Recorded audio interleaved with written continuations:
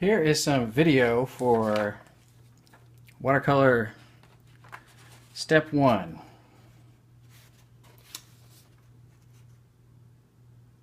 This is one of the things we worked on. Really just getting familiar with how to lay down a flat wash. A watery flat wash, a juicy flat wash, and a strong concentrated flat wash. I'm just still sticking with one color. What I have done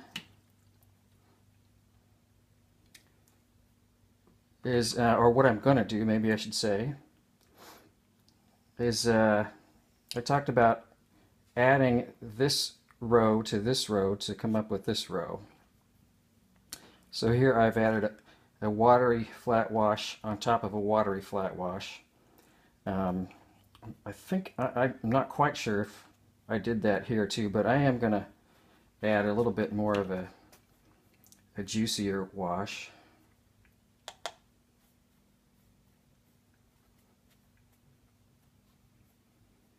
Mixing up the paint. I am just getting up and running here on my video recording. So let's see, I'm gonna, yeah, there's certainly another layer there, but one of the cool things about this whole technique of layering glazes of watercolor is that you can have a lot more control over how dark something gets or how light something stays.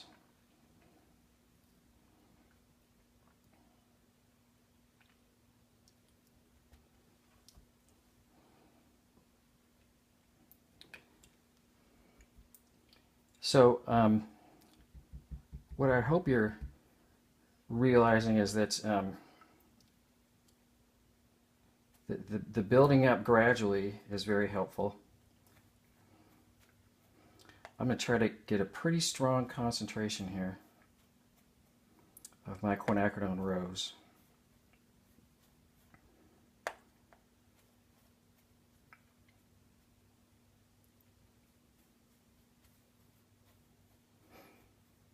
I can tell there's some weird shadow things going on, so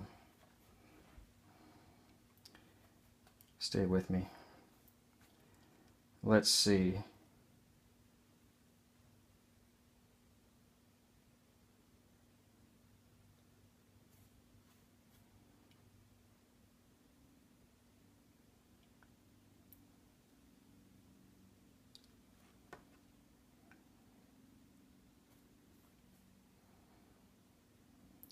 Wetting down that shape, dropping in a little bit up here to have it keep running down, and I'm just barely touching it. It comes off because there's so much paint in this brush.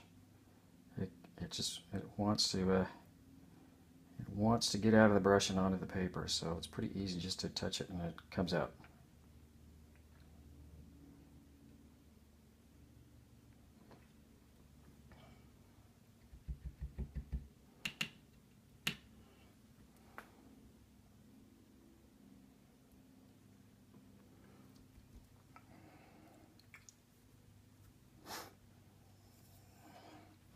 So that is, you know, like a watery flat wash, plus a pretty strong flat wash. These, once again, some odd things going on with that paper or that paint that I'm not quite sure about.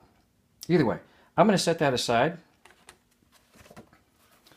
And I'm going to go to, I know we talked about this little composition, and I, towards the end of class, and I just will demonstrate putting a real watery wash we talked about putting on this guy,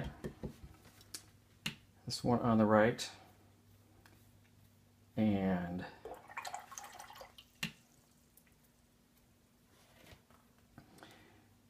then after I do that, I'm going to come back in on this side and do some layering. So let's see, real watery, yeah, real watery, real light watery. Yeah, sure. overlapping. Paper's at a tilt. Putting enough paint to create that that pooling of colored water.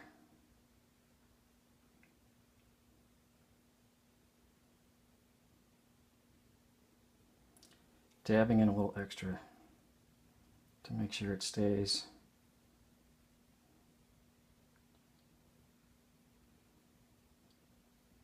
good and wet.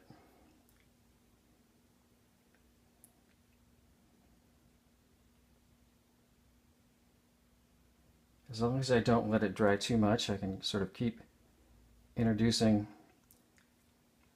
dropping in a little bit of color up there, and it'll just keep falling down and keep creating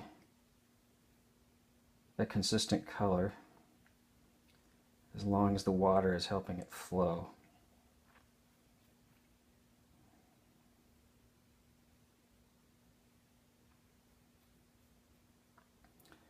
This is probably not as light as I envisioned originally, so I have a couple options. It was sort of a weird thing I just did, but I'm going to touch on that later.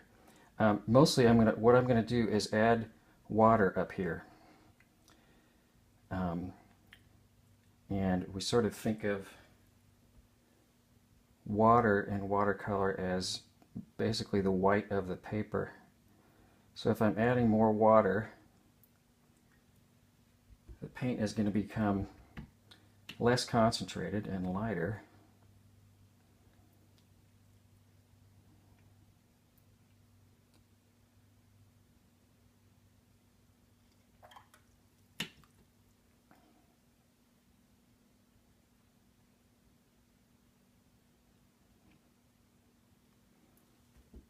This can make it a little bit harder to, I'm going to do some thirsty brush and get some of that water out of here. Harder to make it sort of consistent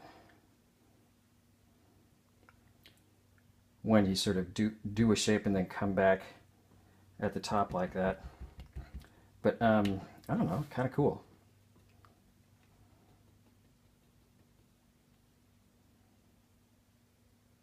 I mean, I see it's drawing a little bit weird here. But, yeah, I'm going to let it be like that. Let her be. Let it be. Who are you?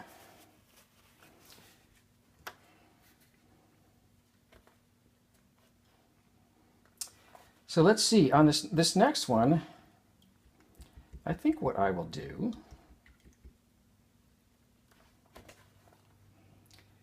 is just put in a little bit more of the quinacridone rose just in this sky shape. And once again, kind of tricky to paint around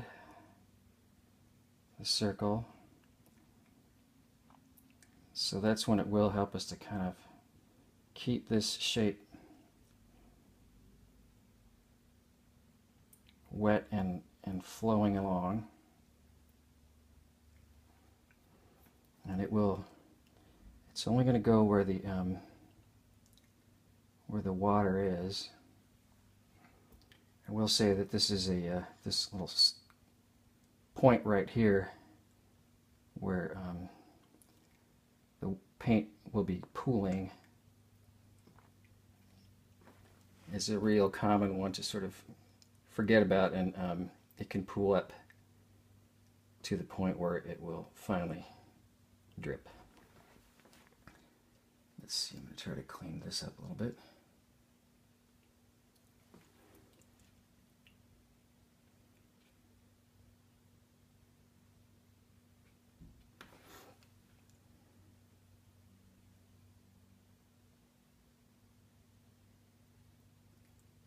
I'm not going to be too worried about that. Partly because I know I can come back in and scrub out a little bit of that and just kind of clean it up in general.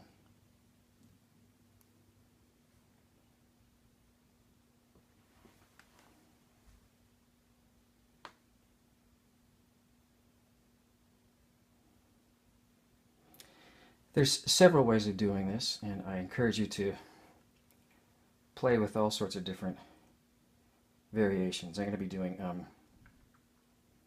I'll be adding some other layers to this one, and after I let these guys dry.